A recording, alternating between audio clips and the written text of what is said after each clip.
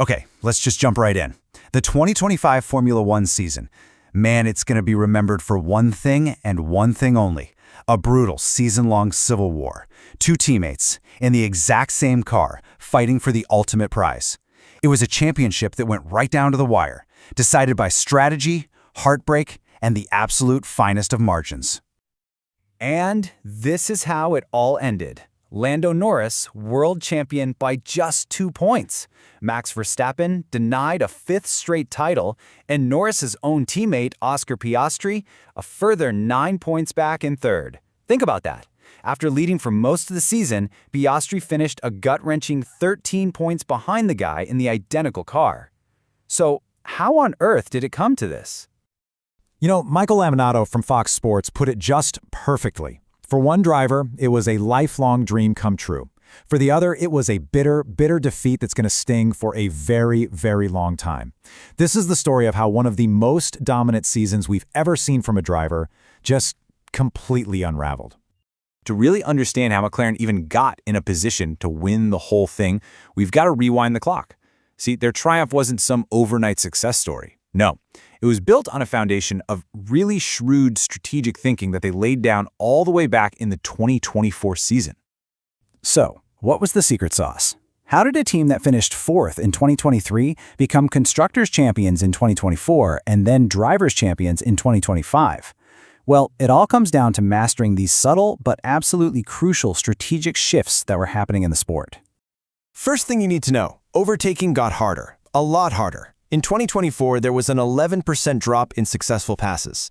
With the cars getting more turbulent and the field bunching up, you needed a massive pace advantage to make a move stick.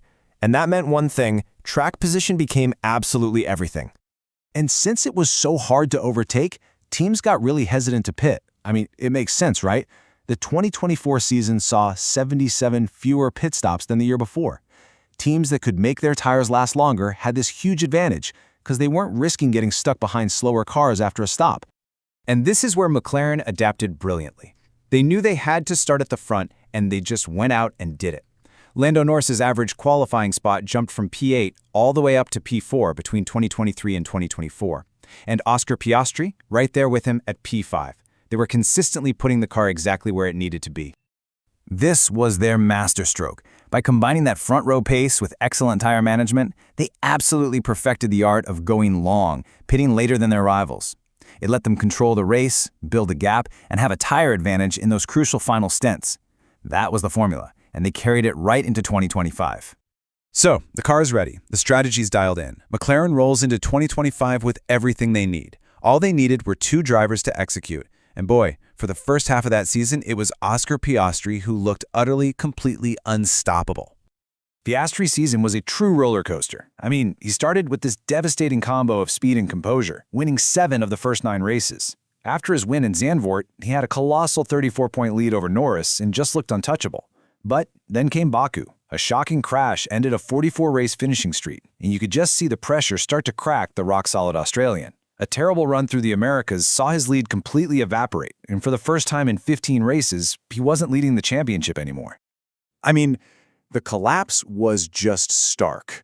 To go from 34 points ahead after Zandvoort to finishing the season 13 points behind your own teammate, that's a 47-point swing against him in just 9 races. It was a brutal and, frankly, an uncontrollable fall from the top. And Piastri himself admitted it. His whole season was just littered with these what-ifs, from a spin in Australia that cost him 23 points to controversial team orders and some really dud strategies. In his own words, there have been a few races or a few moments I'd like to have again. His season was just full of these moments that had huge negative consequences. Which brings us to the final decisive race in Abu Dhabi. With Norris leading Verstappen by 12 points and Piastri by 16, it all came down to one last roll of the dice. And McLaren? Well, they pulled off a strategic masterclass. Lando Norris only needed to finish 3rd to guarantee the title. Didn't matter what anyone else did. But with Verstappen on pole, that was no easy task. McLaren had to play chess. So here's how they did it. First, they split the strategies. Piastri on the tougher hard tire. Second, they agreed before the race that Norris wouldn't fight Piastri if he tried to make a move on lap 1. Third, this would basically unleash Piastri to go chase down Verstappen using his longer-lasting tires to put pressure on the Red Bull. The goal wasn't even for Piastri to win, really. It was to disrupt Verstappen's race so Norris could comfortably get that third place he needed for the title. And look, this wasn't just some coincidence. The team principal, Andrea Stella, confirmed it was a pre-planned strategic option that Lando supported. So Piastri's incredible pass on Norris on lap 1, that wasn't a battle. It was the opening move in a carefully orchestrated checkmate. Piastri sacrificed his own slim title chances to play the team game. So after a season of such dramatic swings, a title decided by strategy and sacrifice, it kind of begs a bigger question, doesn't it? In a sport that's so driven by data, is any of this actually predictable?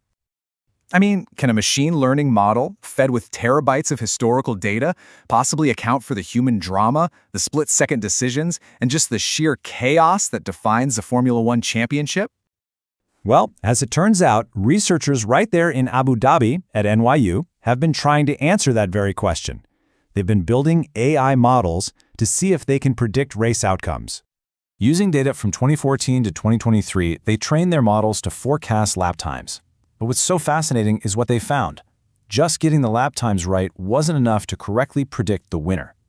Their models struggled to account for the very things that define the 2025 season: crashes, penalties, and all those crucial human factors like team strategy.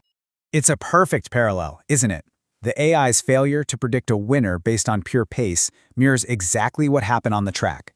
It proves that no amount of data can fully capture the pressure, the mistakes, and the teamwork that ultimately decides a championship. That chaos, that's what makes this sport so compelling. Which leaves us with one final thought.